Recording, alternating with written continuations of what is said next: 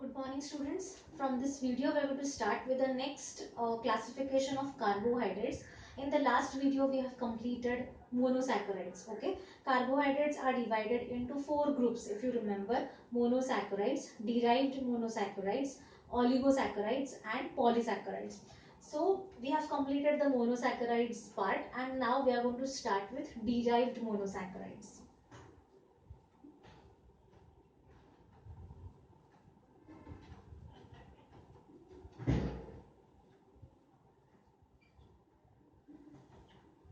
So derived monosaccharides are classified into four groups as: first, deoxyribose sugars, deoxyribose sugars.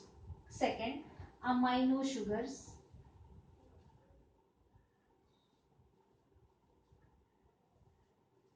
Third type, sugar acid. And fourth type, sugar alcohol.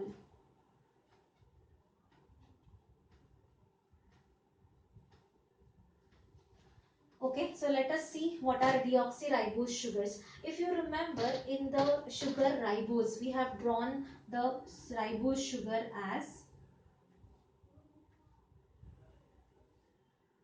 H OH, H OH,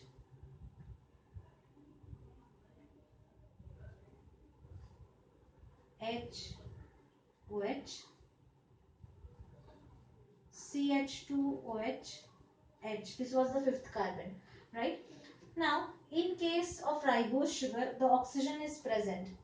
In case of deoxyribose sugar, at the second position, this oxygen is absent. So, at second carbon, there is H instead of OH.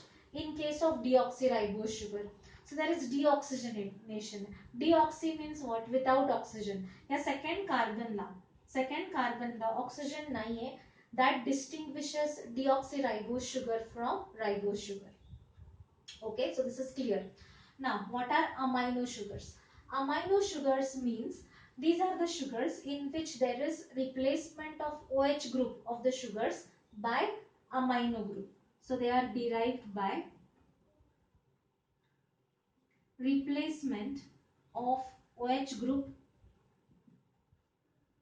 by amino group.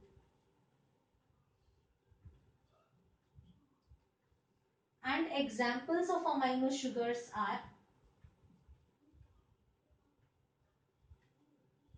glucosamine, that is chitin, galactosamine,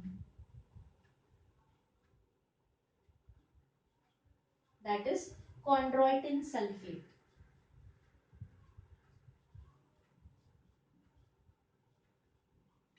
So these are called as amino sugars, which are derived by replacement of OH group of sugars by amino group.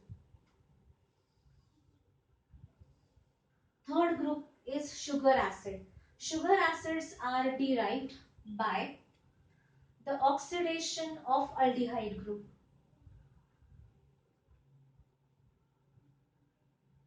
Oxidation of aldehyde group. Okay. Example: glucuronic acid, galacturonic acid,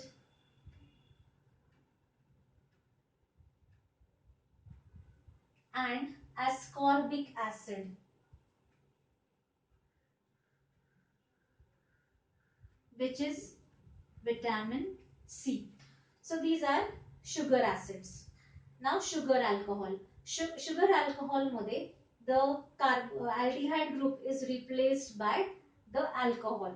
So in sugar alcohol, the aldehyde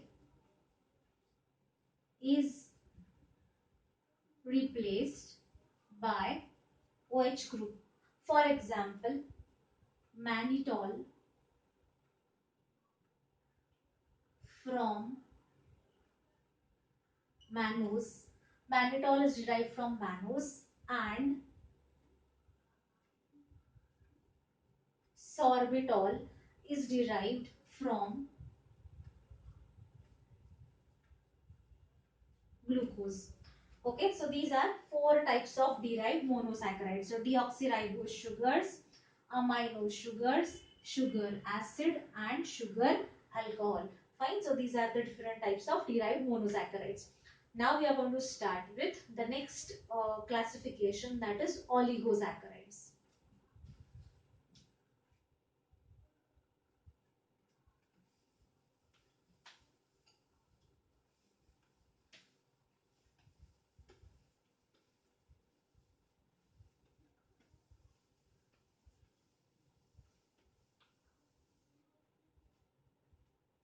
Now, oligosaccharides.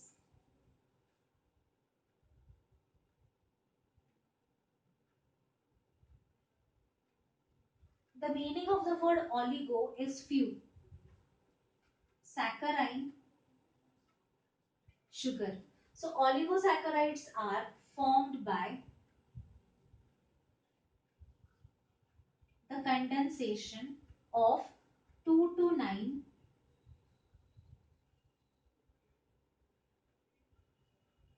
monosaccharide units, formed by the condensation of 2 to 9 monosaccharide units.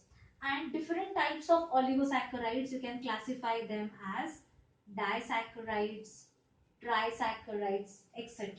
So we are going to see first what are disaccharides and what are the different examples of disaccharides. So what are disaccharides?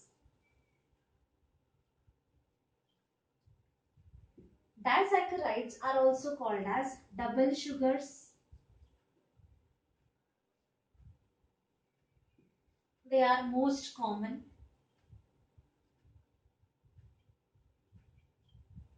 Double sugars, most common. Then these disaccharides can be classified into various types.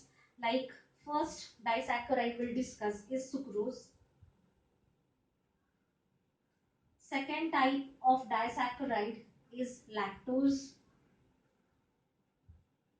Third, mannose, maltose.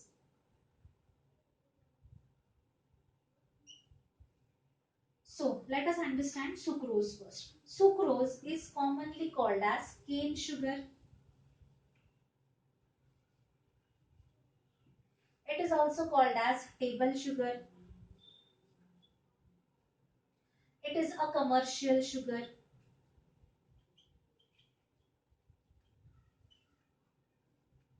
Sucrose is a disaccharide which is formed by two sugars, that is glucose and fructose. Glucose and fructose. Sucrose is a non-reducing sugar. Now, what is reducing and non-reducing, that we'll be discussing afterwards. Here you will only remember that this sucrose is a non-reducing sugar. Okay. Next is lactose. Now, what is lactose? Lactose is milk sugar.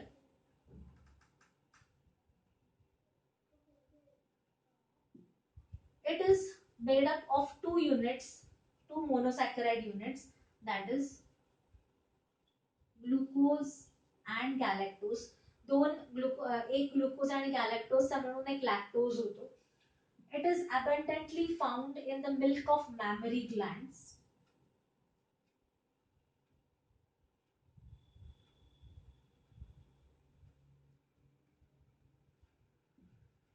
Lactose get fermented to form lactic acid.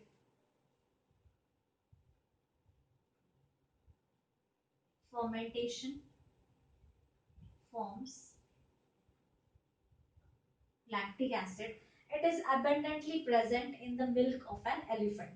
Okay, so this was about lactose. Now maltose. Maltose is also called as malt sugar.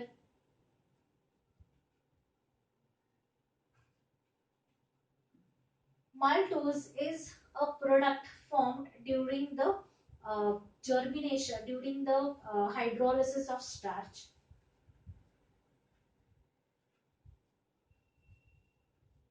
formed during starch hydrolysis,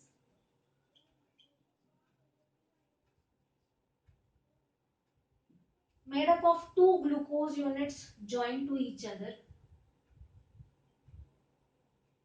So glucose plus glucose forms maltose, and it is generated or it is produced during seed germination,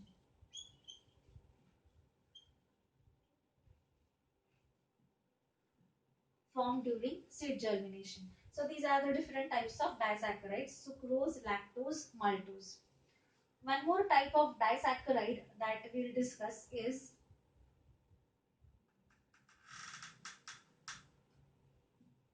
trehalose.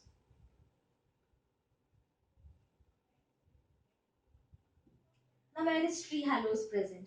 Trehalose is present in the hemolymph of insects.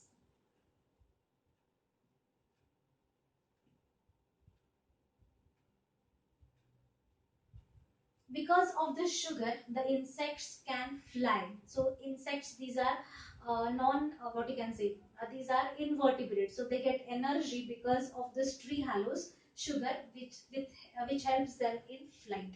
Hemolymph of insects helps them in the flight. Okay, next sugar is cellobiose,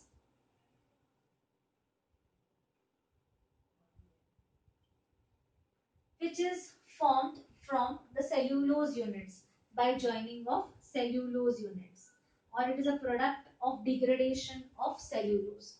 Okay, so these are the different, this um, trehalose is a disaccharide, cellobiose is a oligosaccharide. It is formed during the process of cellulose degradation. Okay, so these are the different types of oligosaccharides. Fine. Now next we are going to start with is what are polysaccharides.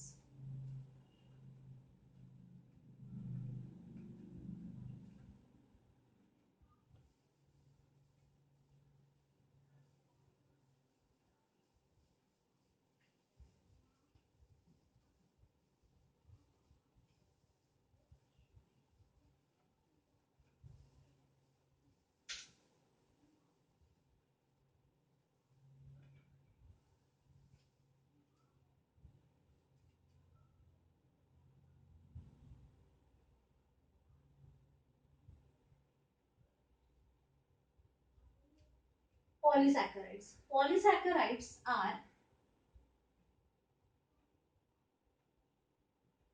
commonly called as glycans. They are of two types: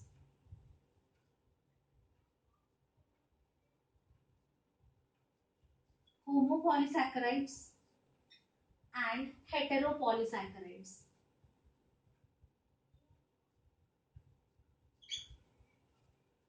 Now, what is the meaning of homopolysaccharides? Homopolysaccharides means the polysaccharides which contain only one type of monomer, have only one type of monomer. Heteropolysaccharides, they have more than one type of monosaccharide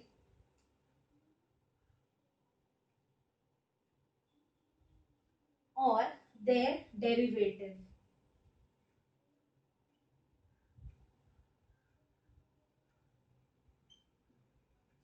Okay.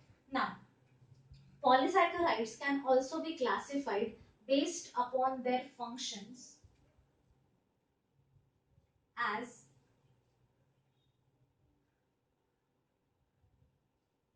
storage polysaccharides,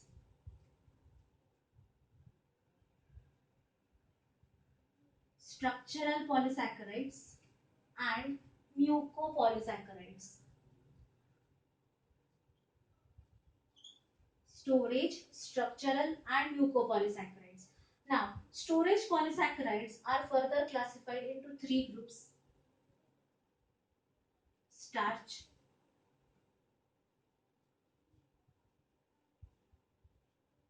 glycogen, inulin. Structural polysaccharides, cellulose, chitin, agar. Mucopolysaccharides,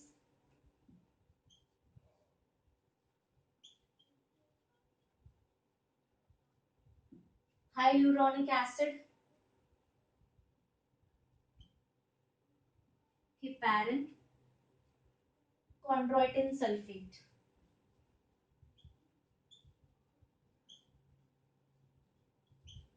Keratin sulfate. Okay, so now these are the types of polysaccharides based upon the function. In this, I'm going to tell you whatever is important. So we are going to start first with starch. We are going to see one or two lines description of all these polysaccharides. So let us begin with storage polysaccharide, that is starch.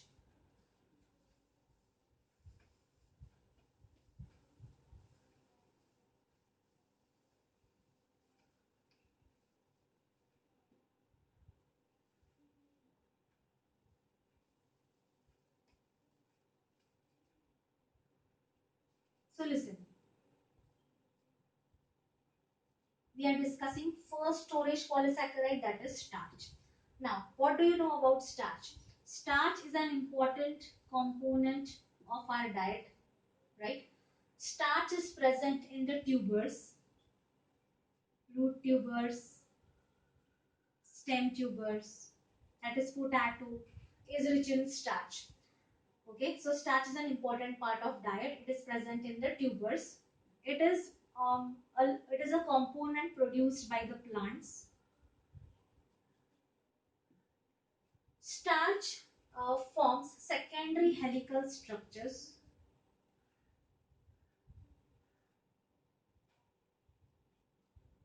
which can bind to iodine,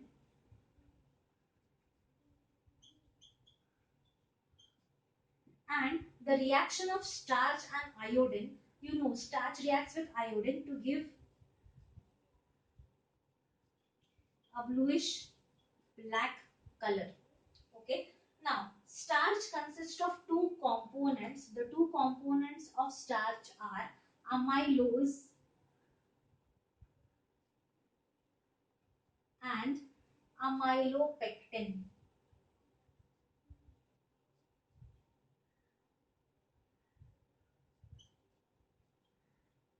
These are the two components of starch, out of which amylose is unbranched,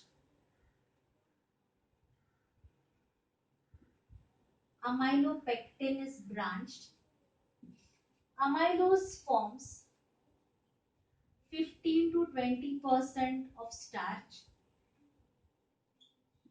Amylopectin forms 80 to 85% of starch. Okay. Amylose is soluble in water. This is insoluble in water. Okay, so these are some points of differences in amylose and amylopectin. Amylose will bind to iodine molecules, giving bluish color with iodine.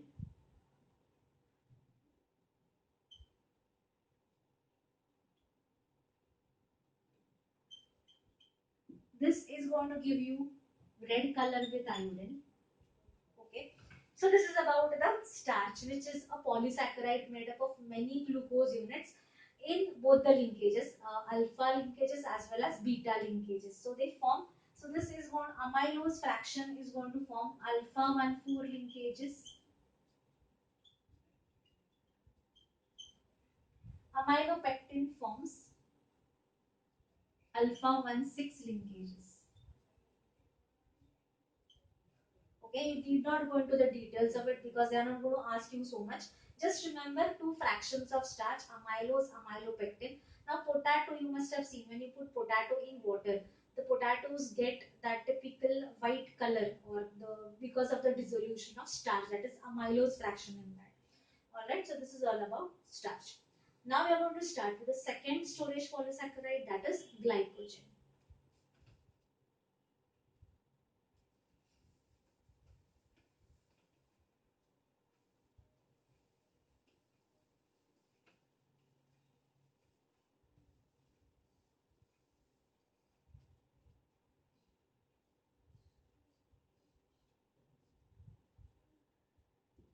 Glycogen.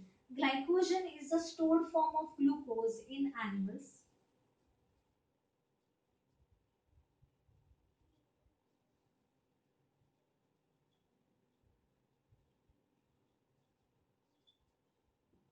Stored form of glucose in animals. Glycogen is stored in the liver, muscles of animals. Breakdown of glycogen is called as glycogenolysis,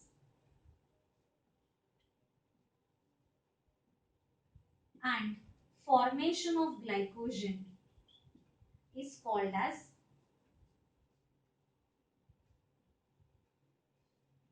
glycogenesis. So glycogenesis is formation, glycogenolysis is breakdown of glycogen. So glycogen is abundantly stored in the animals. Glycogen is also a storage form in case of fungi. Glycogen is also stored as a food in bacteria. Okay, so this was about glycogen. Next storage polysaccharide, very very important questions asked on that asked on it are inulin.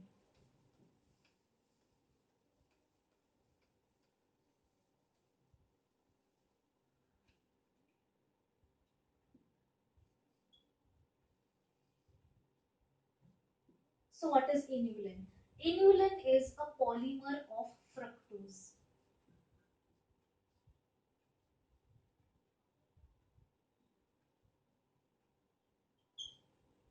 And a question is asked on this, very very important. Keep this in mind, note it down somewhere. Inulin is a polymer of fructose. Where it is present?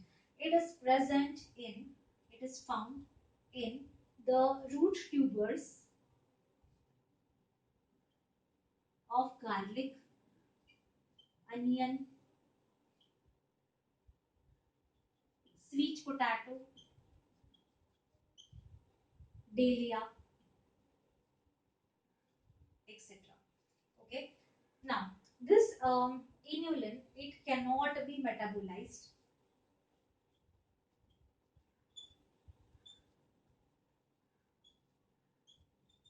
by us. So we cannot metabolize it. So it is used as an indicator of kidney function test. So it is used in the kidney function test. Used in the kidney function test in order to find out the glomerular filtration rate for GFR. That is glomerular filtration rate. This also you must have done in excretion chapter, right? So this is important about inulin. Very very important points I have discussed over here of inulin. So with this we have finished with the storage polysaccharides. Next part, if you remember, was structural polysaccharides. And what was there in structural polysaccharides? Structural polysaccharides included cellulose, it included chitin, and it included agar. So let us begin with cellulose.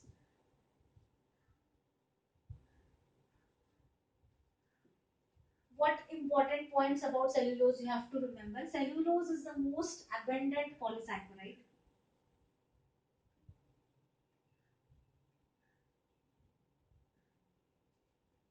It consists of glucose units joined in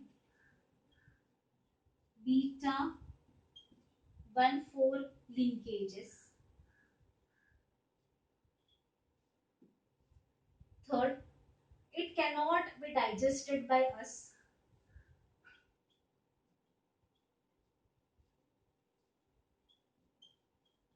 but it provides us with roughage.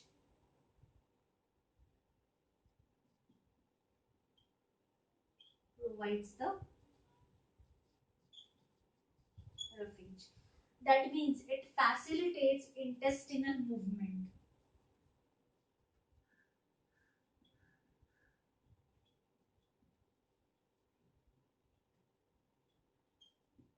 Facilitate intestinal movement. That means, see, if there is any problem of constipation, if you take leafy vegetables, then your intestine gets cleaned up. It is because of cellulose, which is going to provide you with roughage. It is a fibrous kind of a polysaccharide. So most abundant fibrous and linear polysaccharide. Okay. Where is cellulose present? Cellulose is present in the plants, cell wall of plants. It is forming about 90% of cotton. Alright.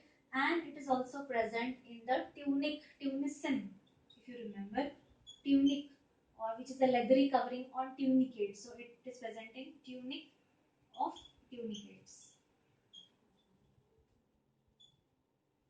Fine. So this is all about the cellulose, which is the most abundant polysaccharide. So you can expect a question on this. Fine. Next polysaccharide is chitin.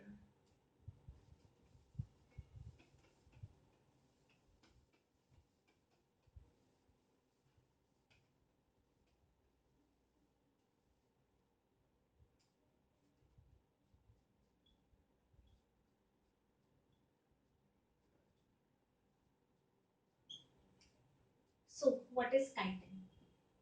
Chitin is the second abundant polysaccharide. Very important question is asked on chitin. Chitin is a monomer of,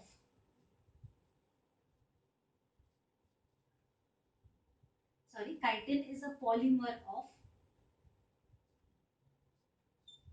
N-acetyl glucosamine.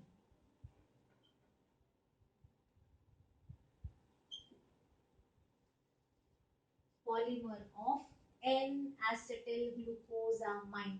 Very important question. Chitin is present, or it forms the exoskeleton of arthropods.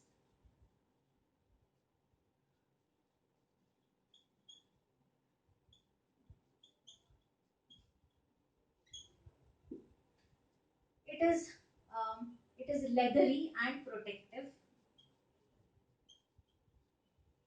Leathery. It can be what you can say, firm because of deposition of proteins and calcium carbonate. Okay, so this makes up chitin. Very, very important. It is present in the exoskeleton of arthropods. Like we have learned in arthropoda, cockroach, crab. So they have the skeleton of chitin, which makes them very hard. Okay, so this is second abundant polysaccharide. Third polysaccharide is agar. And you know, where is agar produced? Who produces agar? So agar is produced by red algae, that is Gracilaria, Gelidium. So red algae produces agar. Agar is a polysaccharide which is used in the culture labs. It is used in culture labs to grow microorganisms, to perform various experiments in tissue culture. We use this agar powder. It is also used as a solidifying agent in the food preparations. Okay, so this was about agar.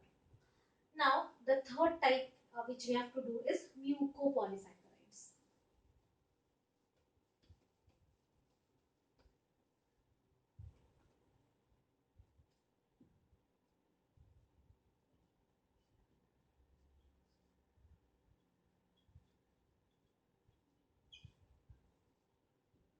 Different types of mucopolysaccharides are hyaluronic acid,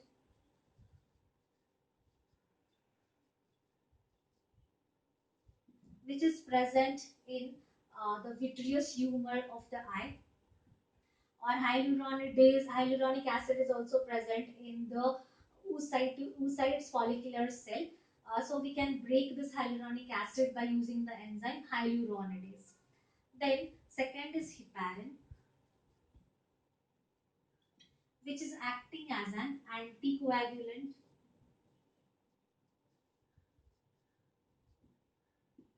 Third is chondroitin sulfate,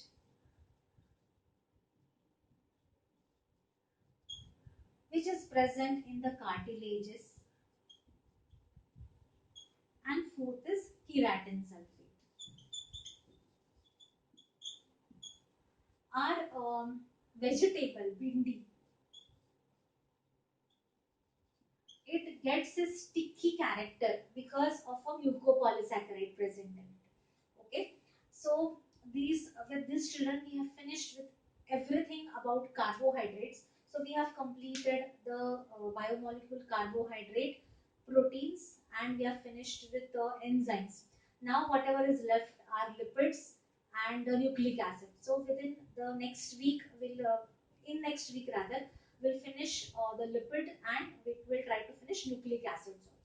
If you have any doubts, then you can ask. I'm sending you the notes. Go through the notes. Nothing is going to be asked beyond them. So just read them once or twice. You will be able to understand and learn everything.